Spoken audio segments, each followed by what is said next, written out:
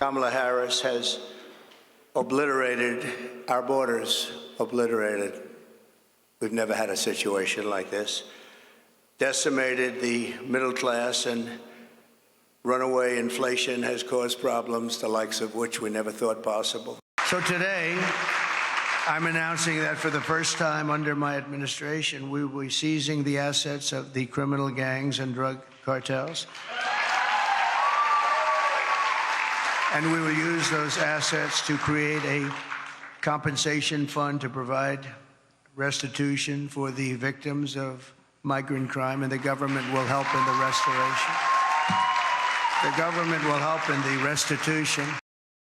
Today, talking more about his policies, he'll seize assets and money from criminal gangs and cartels and give the money to families victimized by migrant crime under Biden and Harris. Joining us now, Trump 2024 National Press Secretary Karoline Leavitt. Karoline, it's great to see you. So Harris is going to make her closing argument about January 6th. She's still making wild claims that Trump is a fascist. Show the viewer the info. Karoline, these are the same attacks made on 15 Republicans going back to Barry Goldwater and Reagan, also leveled against John McCain, Mitt Romney, and Nikki Haley.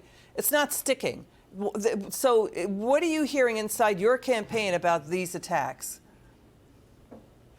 These attacks aren't landing with the American people because they've been thrown at President Trump for 8 years now. And today, in 2024, President Trump is more popular amongst the American people than he ever has been since 2016. Kamala Harris has no policy to stand on, no record to stand on, because she's been the worst vice president in our nation's history. She's overseen the worst border crisis we've ever had, and she cast the tie-breaking votes to create the worst inflation crisis in a generation. So while she tries the same old and tired attacks, which her own super PAC, by the way, said are not resonating with the American public based on their data, President Trump has a strong closing argument in the final week of this race that is actually working, and it's very simple. Kamala Harris broke it. She broke our border, broke our economy, our standing in the world. Only President Trump can fix it. And one more point, these arguments from Kamala Harris are not landing because Americans lived under President Trump in the White House for 4 years, and our democracy, our country, our standing in the world, our border, and our economy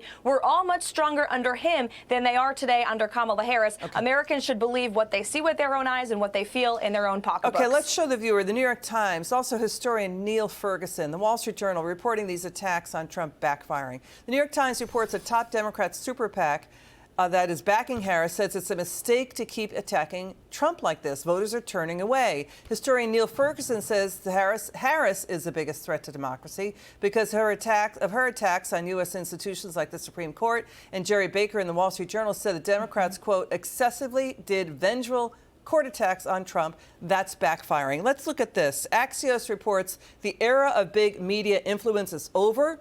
People not listening to legacy media anymore. The voters are ripping into MSNBC and The View for hysterical coverage of Trump. They're just mimicking and copying Biden and Harris's and Democrat attack lines. Watch the pollsters here, Karoline, and listen to this voter's reaction. Watch this.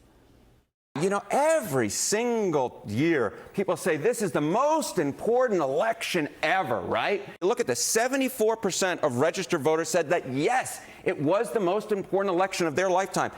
This time around, it's actually less. It's 65% that we have all these politicians out there saying it. Voters are actually slightly less likely to agree with them, John. The 7 states that are almost certainly going to determine the presidency, things close as ever, and we're seeing a very slight Trump edge in several of the battleground states. Kamala Harris's numbers have gone down just a little bit. She said that she was going to, decriminalize border crossings. Now she says she's going to put a wall up. We can trust nothing that comes out of her mouth. After New York falls, so does the rest of the country go red. Okay, Karoline, what is the talk inside your Trump campaign about the polls underestimating Trump? We keep hearing pollsters warn the polls, again, may not be accurate. They may be inaccurate because it undercounts the working class and young men and more. What do you think? We know that President Trump's supporters have always been underrepresented in polls. With that said, all of our internal data indicates President Trump leading in every single battleground state. And we're also very encouraged by the early voting data that we are seeing. In Nevada, Pennsylvania, North Carolina, Republicans are turning out in record numbers to bank their vote early. So we're encouraging everyone to do that over the next 7 days and bring everyone with them to the polls. And we're confident in a victory a week from tonight. Karoline Leavitt, thanks for joining us. Trump National Press Secretary. It's good to see you.